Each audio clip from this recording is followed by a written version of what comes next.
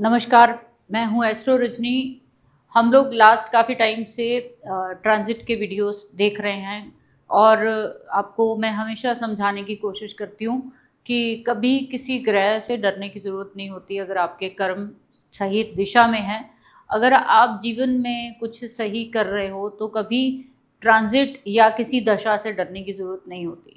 लेकिन जब भी हम ज्योतिष को समझने की कोशिश करते हैं उसमें हमें गोचर जो है वो स्पेशली एक अवेयरनेस देते हैं। नमस्कार, मैं हूँ एस्ट्रो रजनी। आप सभी के प्यार और सपोर्ट के लिए बहुत सारा धन्यवाद मेरी तरफ से।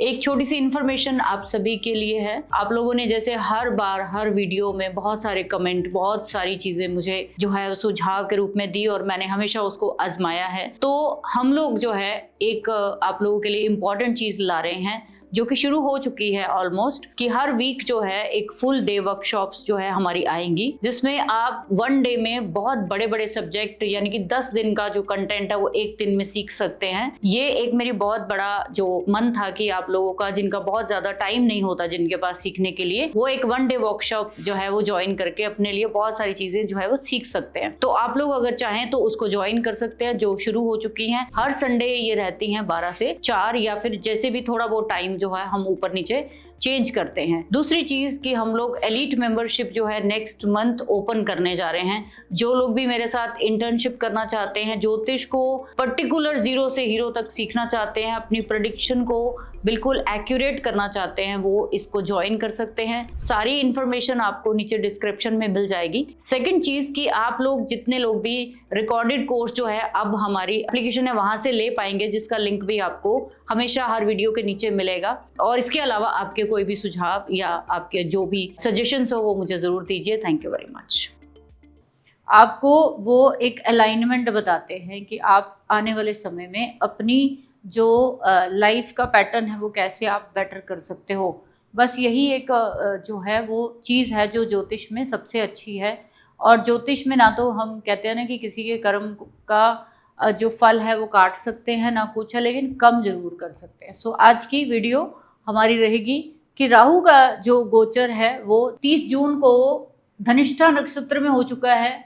जब भी कोई प्लैनेट अपना नक्षत्र परिवर्तन करता है, अपना नेचर बदलता है वो। इसके साथ साथ अगर आप देखोगे कि अगर किसी ग्रह को समझना चाहते हो आप गहराई से, तो वो अपने नक्षत्र के थ्रू ही अपनी सारी क्वालिटीज़ को आपको देने की कोशिश करता है।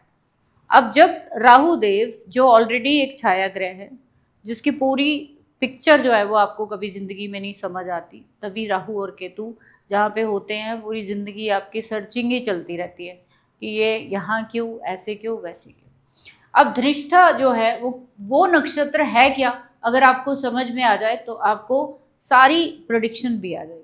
तो धनिष्ठा नक्षत्र का जो मेन जो डीटी है वो अष्टवसु हैं, यानी 8 तरह की सिद्धियां लगा लो, एक तरह की 8 ऐसे यूनिवर्सल पॉजिटिव ग्रोथ वाले जो देवता हैं जो हमारी ज़िंदगी में 8 तरह से सुख प्रदान करते हैं। क्यों? धनिष्ठा नक्षत्र में जब राहु आते हैं तो आपकी ज़िंदगी में एक बहुत अच्छा टाइम पीरियड हो सकता है अगर आप इसको जान ले या समझ ले। धनिष्ठा जो है उसका प्रतीक ढोल है। ढोल क्या होता है? ढोल की अगर आप पिक्चर देखोगे तो अंदर से क्या होता है? खोखला होता है।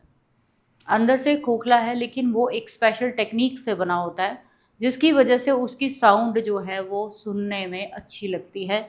और हम हर खुशी के टाइम पर ढोल नगाड़े बजाते हैं। तो आप इसको ये भी समझ सकते हो कि धनिष्ठा नक्षत्र खुशियों के साथ, एंटरटेनमेंट के साथ जुड़ा हुआ है, संगीत के साथ जुड़ा हुआ है, म्यूज़िक इंडस्ट्री के साथ जुड़ा हुआ है। जितने भी लोग धनिष्ठा नक्षत्र के का चंद्रमा लेकर बैठे, चंद्रमा जिनका धनिष्ठा में या लगन जिनका धनिष्ठा में है, ये म्यूज़िक प्लेयर हो सकते हैं। ठीक है, कहीं ना कहीं म्यूज़िक के साथ इनको बहुत लगाव होता है। तो अब राहु इस नक्षत्र में जा रहे हैं, यानी खुशियों का नक्षत्र है एक तरह से, लेकिन इसका जो गण है, गण क्या होता है? स्वभाव होता है। तो इस नक्षत्र का जो गण है वो राक्षस है। राक्षस बुरे नहीं होते। अगर हम मानव और दानव की बात करें तो दुनिया में दोनों चीज़ें होनी जरूरी है, मानव भी चाहिए, दानव भी चाहिए। अगर सिर्फ स्वर्ग ही स्वर्ग होगा, अगर सिर्फ मीठा ही मीठा होगा, तो नेचुरल है आपको उसकी वैल्यू कभी समझ नहीं आएगी, उसको आप अंडर एस्टिमेट करोगे। अच्छे के साथ बुरा होना बहुत ज़रूरी है। जब भी आप किसी ग्रह के नक्षत्र को देखते हैं वो राक्षस गण का है, इट मीन्स कि उसके अंदर लड़ने की और आपके कंपटीशन की कोई ना कोई उसके अंदर गुण जरूर होता है। वो कहीं भी सरवाइव कर सकता है, वो हारेगा नहीं। चौथी चीज प्रकृति। प्रकृति यानी नेचर। इस नक्षत्र का नेचर जो है वो चर है। चर यानी मूवेबल, चलायमान। इस नक्षत्र का काम है लगातार ढोल बजते रहें, लगातार खुशियां आती रहें। तो एक फ्लो में चलने वाला नक्षत्र है, इसको रुकना पसंद नहीं है। तो जब भी राहु इसमें आता है तो बहुत अच्छा जो प्रभाव है वो आता है। लास्ट चीज तत्व। इसका तत्व जो है वो अग्नि है, फायर एलिमेंट है इस नक्षत्र का।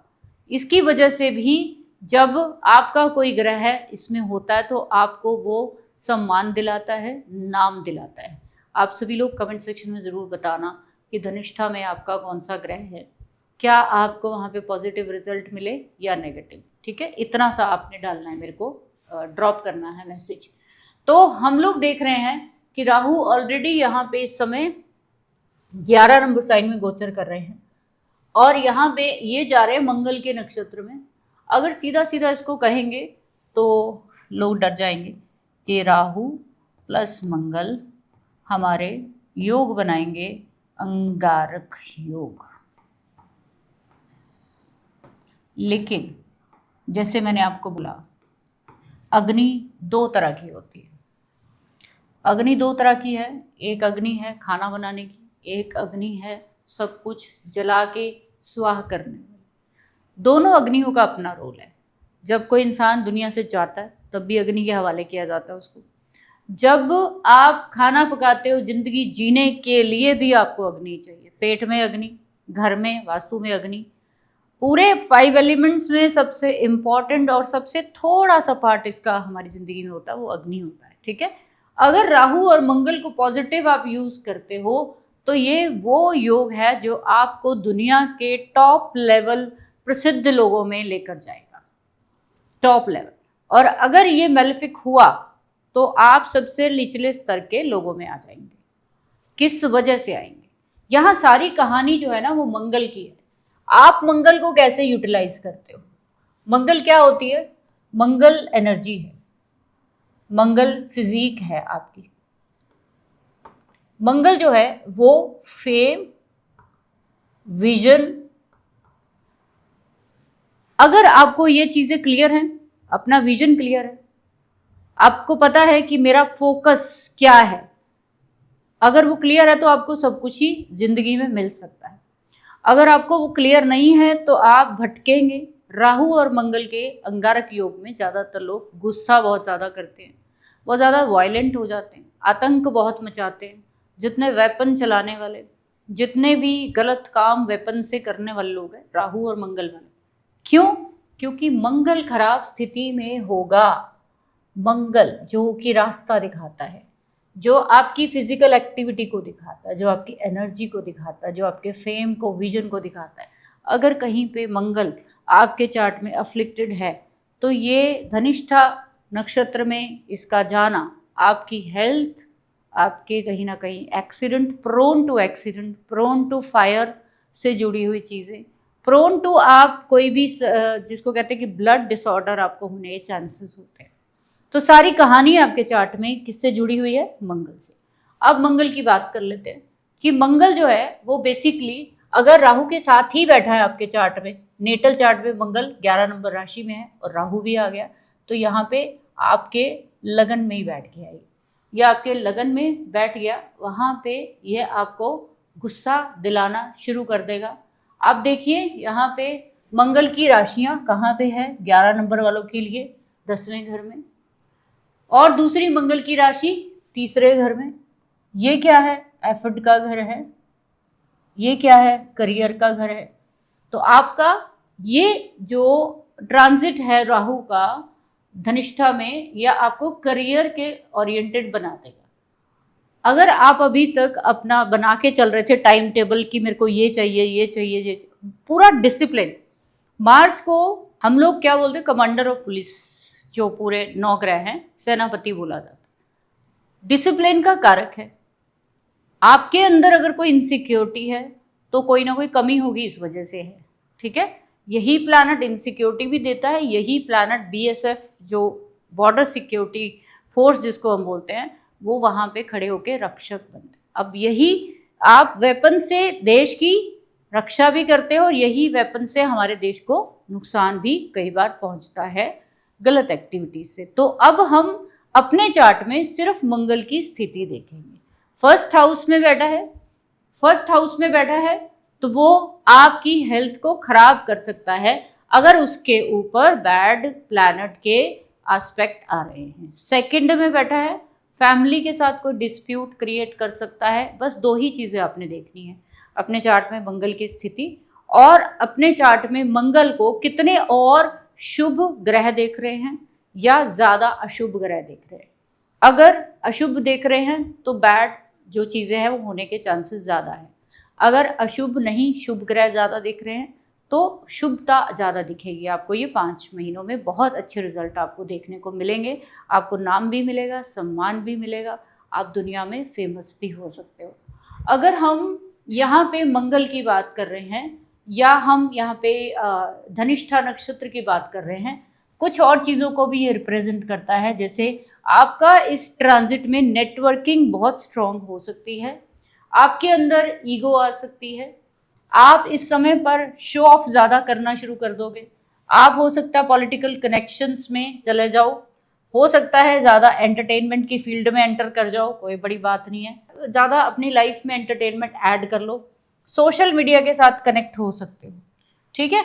तो मोटा मोटा अगर हम बात करेंगे तो धनिष्ठा नक्षत्र रिप्रेजेंट करता है हार्डवर्क, वेल्थ, पावर और फेम को।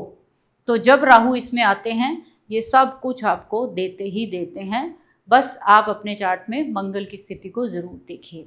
सो एवरीवन, हमेशा हमारे जो प्लैनेट होते हैं जिनके हम ट्रांजिट देख रहे होते हैं, जो प्लैनेट होते हैं वो सारे सोर्स ऑफ प्रॉब्लम को शो करते हैं, लेकिन जो नक्षत्र होते हैं वो एक्चुअल उसका रिजल्ट बताते हैं, ठीक है, कि इस प्रॉब्लम का एक्चुअल जो रूट कॉज है वो कहाँ है। तो राहु अगर आपकी कुंडली में सही काम नहीं कर रहे ट्रांजिट के, तो ये समझ लीजिए कि अभी वो काम करेंगे अगले कुछ महीने मंगल के थ्रू, ठीक है। सो आप लोग इसको अपने चार्ट्स पे लगाइए और अगर आपका कोई भी क्वेश्चन है मुझे कमेंट सेक्शन में ज़रूर बताना और बताना कि ये क्लास आपको कैसी लगी, समझ में आई कि नहीं आई, नहीं तो थोड़ा और सिंप्लीफाई करके नेक्स्ट टाइम बताएंगे। Thank you very much.